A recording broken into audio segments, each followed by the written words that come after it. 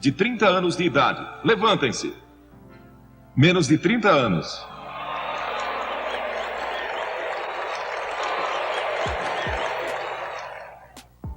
Mas parece que todos se levantaram. Conheço uma senhora de 105 anos de idade. Isso me dá a esperança de que possa voltar aqui dentro de 23 anos.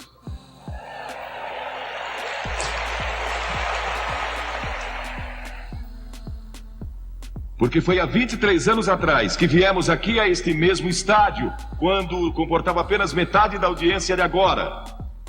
Ainda lembro daquela época e quando me disseram: queremos que volte a Denver. Eu disse: mas estivemos lá há uns 8 ou 10 anos atrás. E disseram: faz mais de 20 anos que você pregou em Denver. Achei difícil de acreditar como o tempo voa. Eu prego com frequência em universidades, faculdades e em seminários. E um estudante universitário me fez uma pergunta durante uma das reuniões há algum tempo. Desde que você atingiu uma idade avançada, ele perguntou. Ele disse: qual foi sua maior surpresa na vida? Respondi: a brevidade da vida. Eu não pensei que a vida passaria tão depressa ou seria tão breve. Porque daqui a 23 anos eu terei 91 anos. E estou ansioso por isso. Pois estarei no céu, com certeza. Quero que abram comigo hoje no 8º capítulo do Evangelho de João. Capítulo 8 do Evangelho de João, começando com o versículo 1. Jesus, entretanto, foi para o Monte das Oliveiras. De madrugada voltou novamente para o templo, e todo o povo ia ter com ele, e assentado os ensinava. Os escribas e fariseus trouxeram à sua presença uma mulher surpreendida em adultério, e fazendo-a ficar de pé no meio de todos, disseram a Jesus: Mestre, esta mulher foi apanhada em flagrante adultério, e na lei nos mandou Moisés que tais mulheres sejam apedrejadas. Tu, pois, que dizes? A propósito, eles não citaram o texto bíblico correto, pois as escrituras diziam, em Levítico 20:10, que tanto o homem como a mulher seriam apedrejados. E aí eu pergunto, onde estava o homem? Isto diziam eles, tentando, para terem de que o acusar. Mas Jesus, inclinando-se, escrevia na terra com o dedo. Como insistissem na pergunta, Jesus se levantou e lhes disse: aquele que dentre vós estiver sem pecado, seja o primeiro que lhe atire pedra. E tornando a inclinar-se, continuou a escrever no chão. Mas ouvindo eles esta resposta e acusados pela própria consciência, foram se retirando um por um, a começar pelos mais velhos até os últimos, ficando só Jesus e a mulher no meio onde estava. Erguendo-se Jesus, e não vendo a ninguém mais, além da mulher, perguntou-lhe: mulher, onde estão aqueles teus acusadores? Ninguém te condenou? Respondeu ela: ninguém, Senhor. Então lhe disse Jesus: nem eu tampouco te condeno. Vai, e não peques mais. A revista Life, recentemente, falou sobre uma nova música de George Michael sobre sexo. E esse novo sucesso musical foi banido dos programas diurnos da Inglaterra e de várias cidades americanas, inclusive Denver. Parabéns a Denver!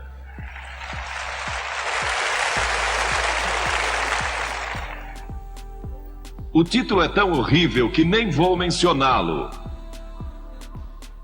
E um porta-voz da BBC, a British Broadcasting Company da Inglaterra, que disse: numa época em que estamos tentando combater a AIDS, essa música anula nossos esforços. Um ator de Hollywood largou a esposa e saiu com uma mulher que encontrou num clube e dormiu com ela aquela noite. Quando acordou, descobriu que ela já tinha saído, deixando um recado com batom no espelho do banheiro. Para o seu horror, bem-vindo ao mundo maravilhoso da AIDS. Nosso secretário da saúde, o Dr. Coop, que é um crente maravilhoso e um extraordinário professor da Bíblia,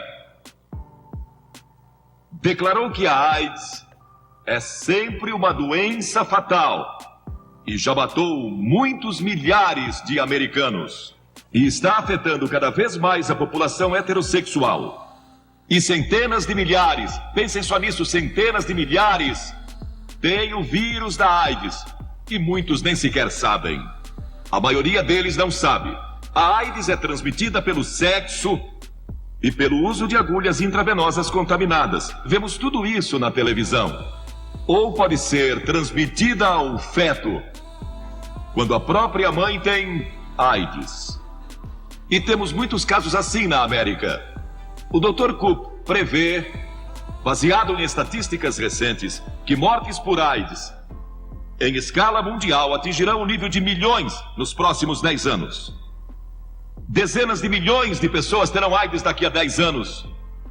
Embora o governo dos Estados Unidos tenha investido milhões em pesquisas nos últimos anos, perto de $1 bilhão, não há cura à vista. Nenhuma cura à vista. Falei com o Dr. Koop pelo telefone. Ele disse que não há cura à vista. Não há vacina. E não há qualquer esperança de que uma cura seja ainda encontrada nos próximos 2 anos. Uma revista americana comentou que estamos sentados na sala de espera do Aeroporto Internacional de Sodoma e Gomorra. De acordo com o estudo apresentado, uma das implicações econômicas da AIDS é que ela vai causar uma hiperinflação. Trilhões de dólares serão necessários para cuidar dos milhões de pacientes de AIDS no futuro, ao passo que, ao mesmo tempo, perderemos a produtividade e os impostos desses milhões de trabalhadores. A AIDS pode levar à falência as companhias de seguro de vida no mundo todo, pois centenas de milhares de pessoas morrerão muito antes do tempo previsto pelas tabelas de mortalidade. Maurice Hellman, dos laboratórios Merck Sharp & Dohme, declarou há algum tempo atrás que a disseminação da AIDS poderia ser estancada amanhã se o uso de drogas intravenosas e certas práticas sexuais fossem abolidas. Perguntaram ao Dr. Koop recentemente na televisão, eu assisti, qual era a solução. Ele disse, basta dizer não ao sexo ilícito e às drogas. E nós até esquecemos.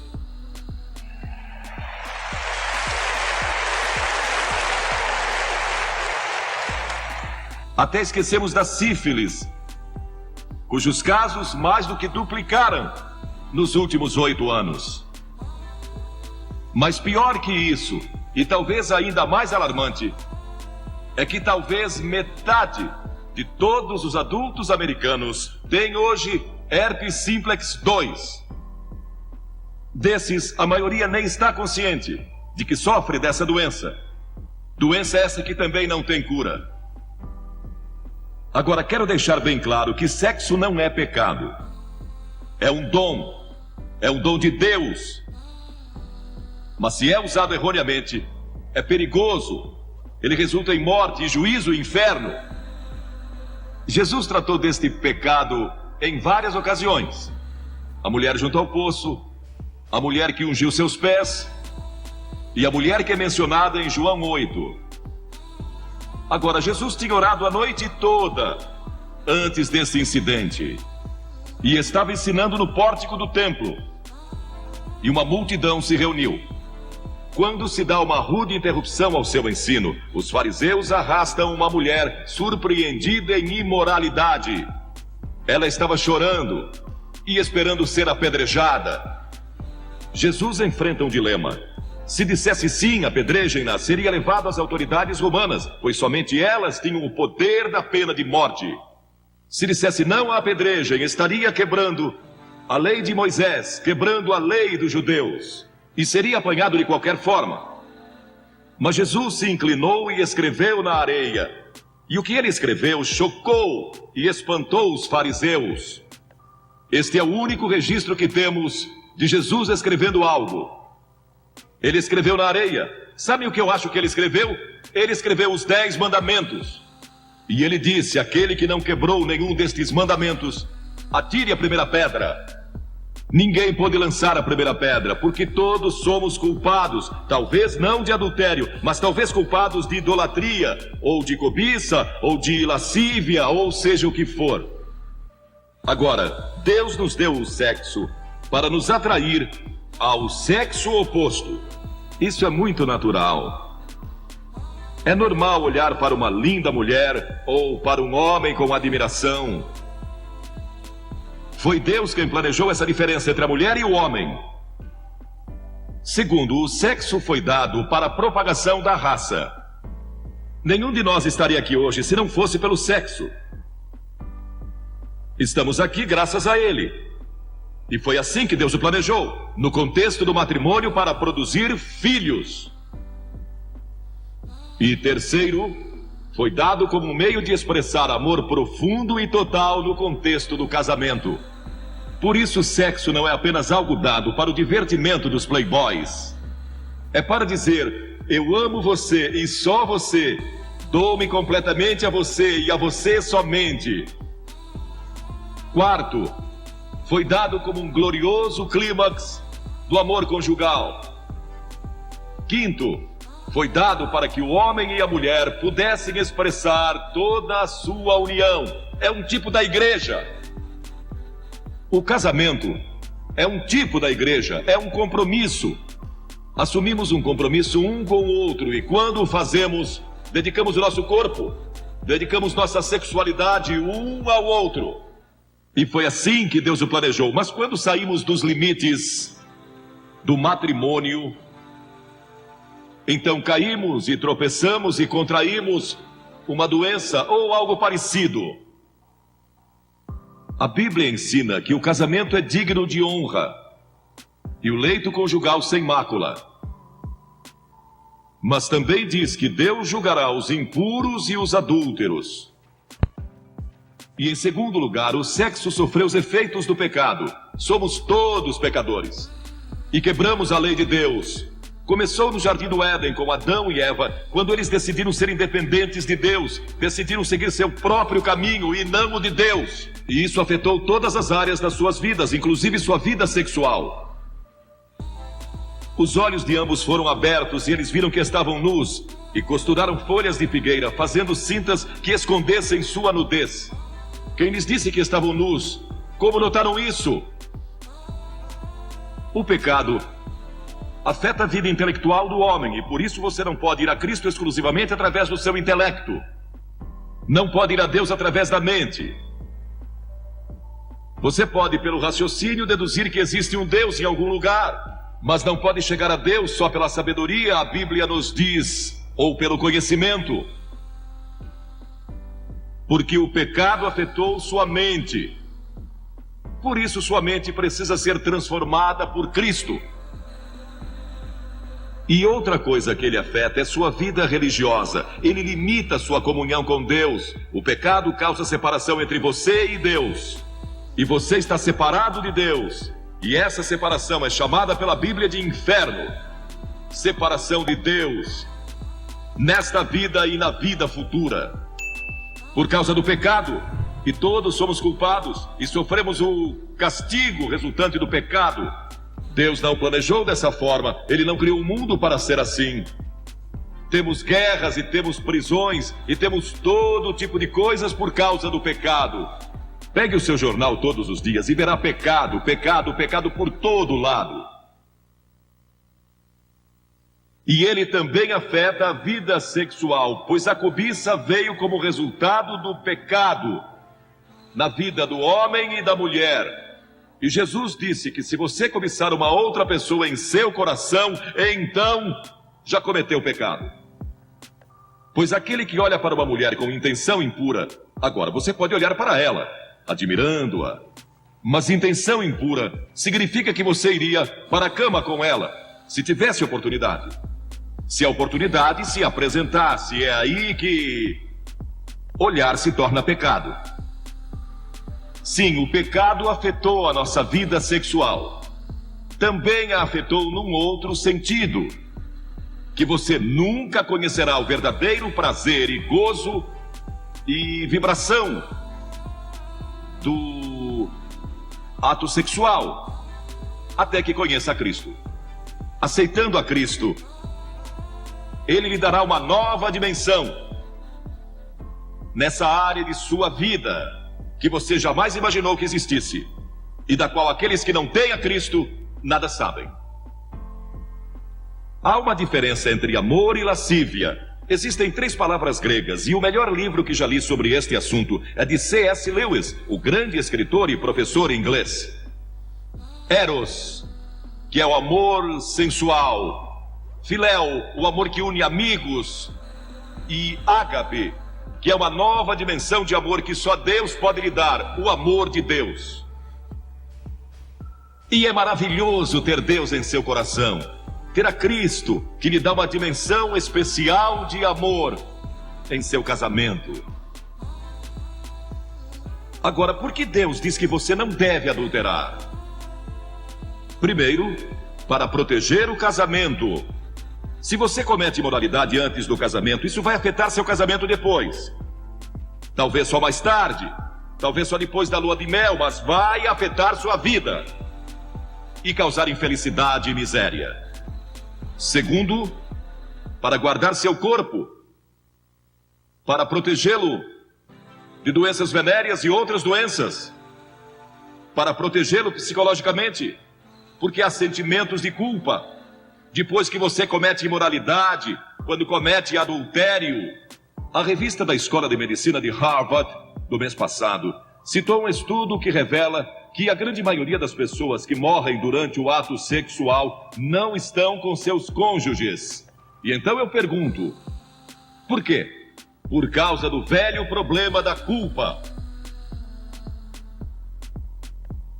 Um aluno de Radcliffe declarou numa entrevista: eu sempre me sinto culpado. Imoralidade gera distúrbios emocionais, insegurança e muitas vezes rejeição.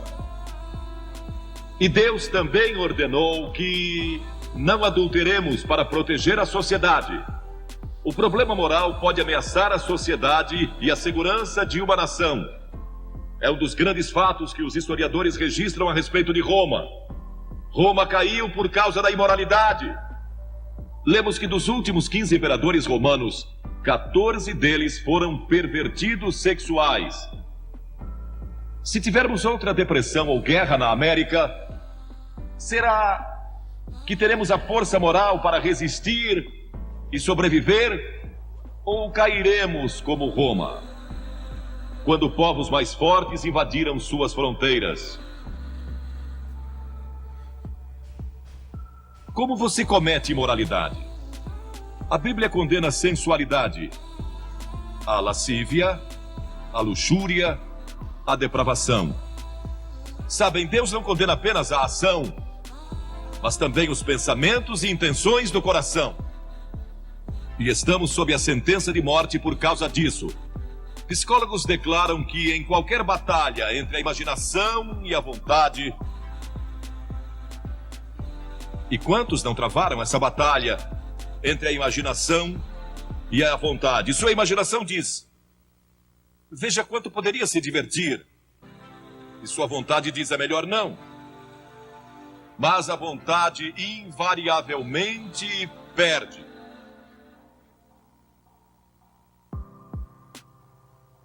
A imaginação vai vencer. Agora, como pode um jovem ter vitória sobre isso? Porque a Bíblia diz, em 1 Pedro 2,11, que devemos nos abster das paixões carnais que fazem guerra contra a alma. Como você pode se abster com esses impulsos dentro de você, se tem esse tremendo desejo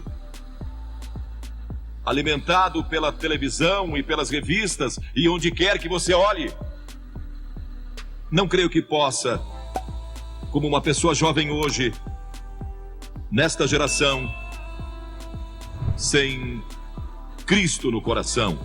É quase impossível. Você pode sobreviver se nasceu de novo. A Bíblia diz que precisamos nascer de novo. Há um ano atrás surgiu um best-seller de John Nesbitt, intitulado Novas Direções Transformando Nossas Vidas. Paulo, em Romanos 12, diz que devemos ser transformados pela renovação da nossa mente. No ano passado fizeram um filme intitulado Os Transformadores.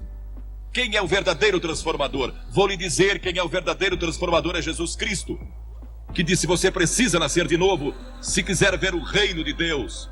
Você já nasceu de novo? Tem certeza disso? Está seguro? Cristo vive em seu coração para lhe dar poder e força para resistir às tentações desta hora. Ele nos transforma quando nascemos de novo, não pela religião. Tenha um relacionamento com Cristo.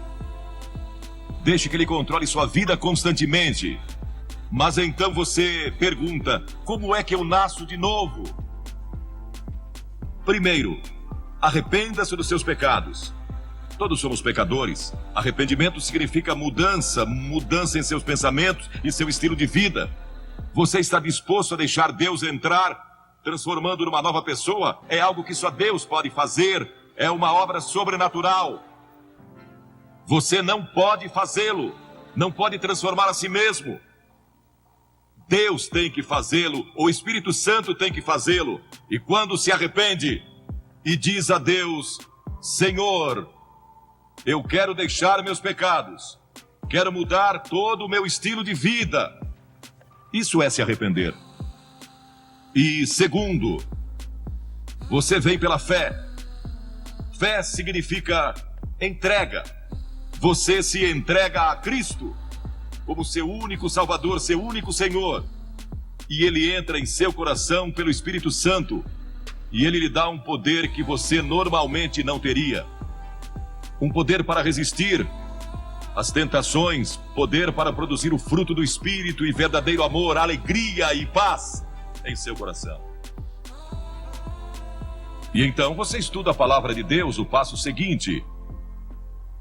Isso se torna sua fonte de força. O estudo da Bíblia. A fé vem pelo ouvir e o ouvir pela palavra de Deus, a Bíblia diz. E Filipenses 2,5 diz: tende em vós o mesmo sentimento que houve também em Cristo Jesus. E a Escritura diz: de que maneira, no Salmo 119, de que maneira poderá o jovem guardar puro o seu caminho? E então, o próprio salmista dá a resposta: observando segundo a tua palavra. Estude as Escrituras, estude a Bíblia, e isso lhe dará uma força que você nunca teve antes. E terceiro, busque pureza espiritual. E isso significa gastar tempo em oração. Jesus disse no Sermão do Monte: bem-aventurados os limpos de coração, porque eles e só eles verão a Deus. Pureza de coração é só através de Cristo.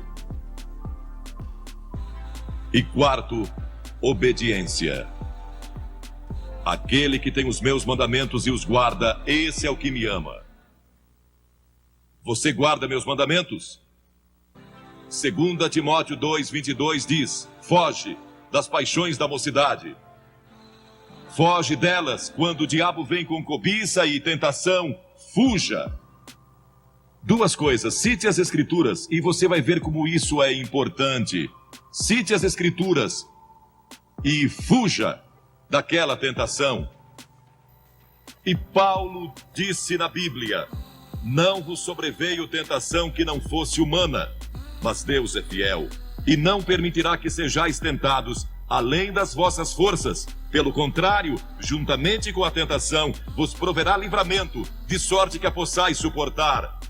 Sempre que você for tentado, lembre-se disso. Todo ser humano passou por esta mesma tentação antes, inclusive Jesus.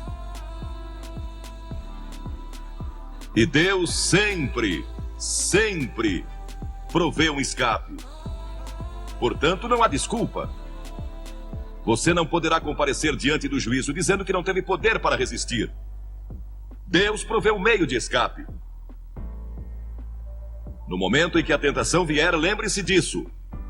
Deus lhe deu um meio de escapar dela.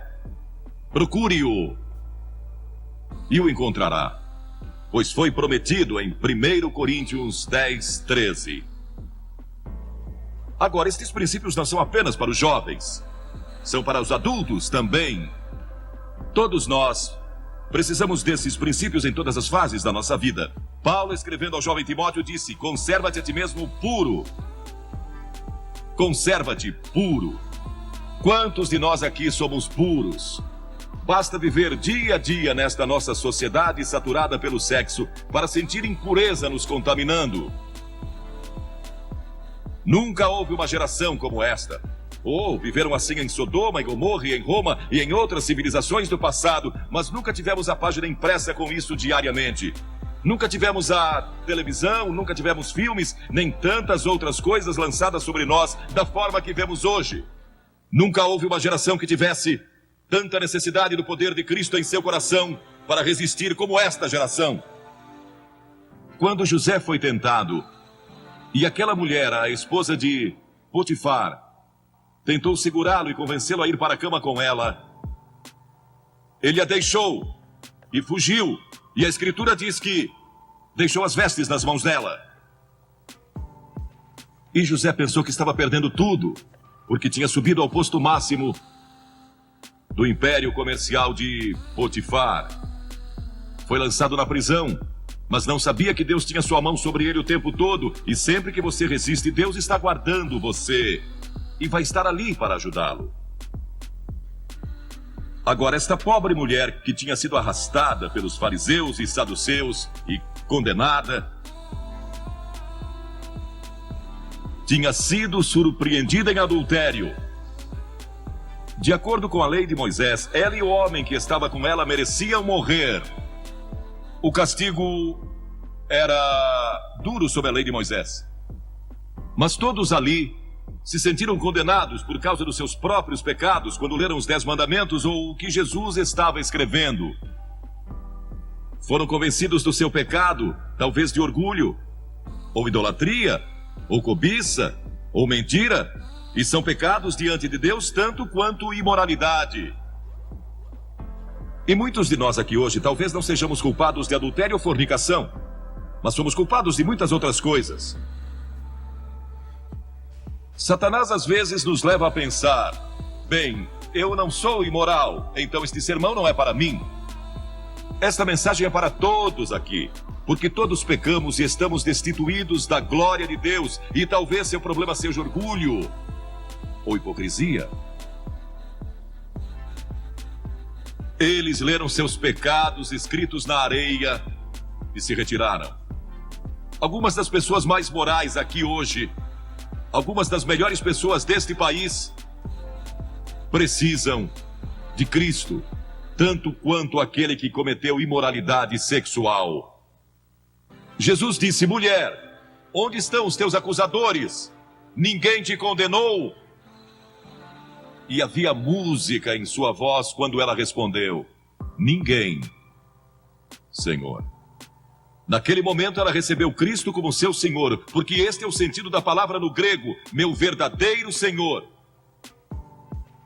Naquele momento, ela abriu seu coração a Jesus Cristo. As Escrituras dizem: vinde, pois, e arrazoemos.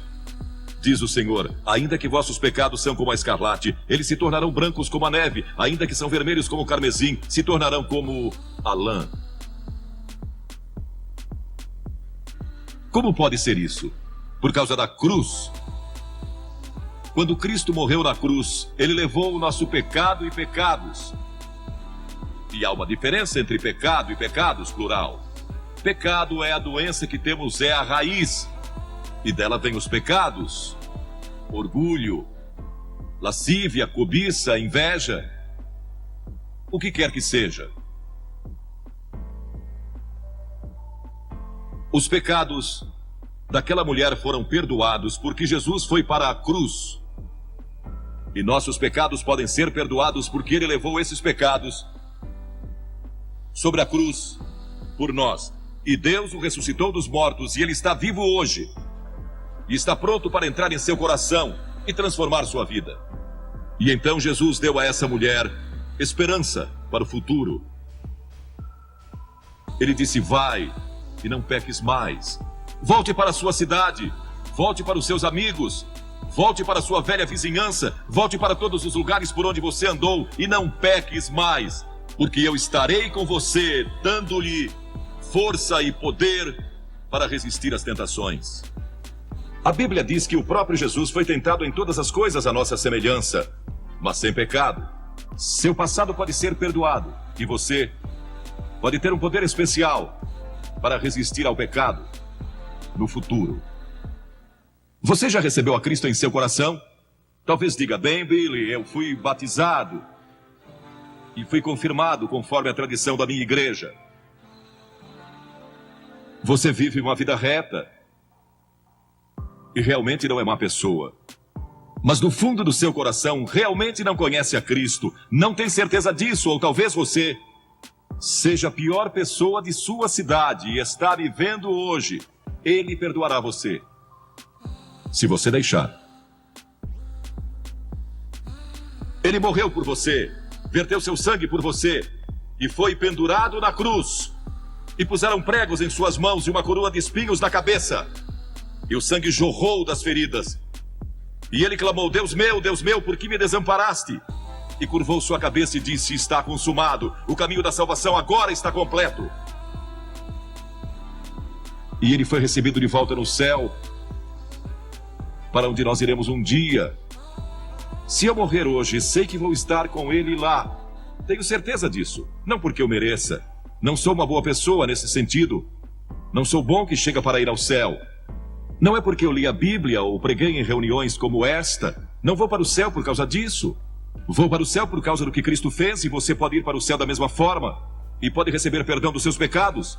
E pode ter poder em sua vida para resistir à tentação quando ela vier. Você diz: que devo fazer?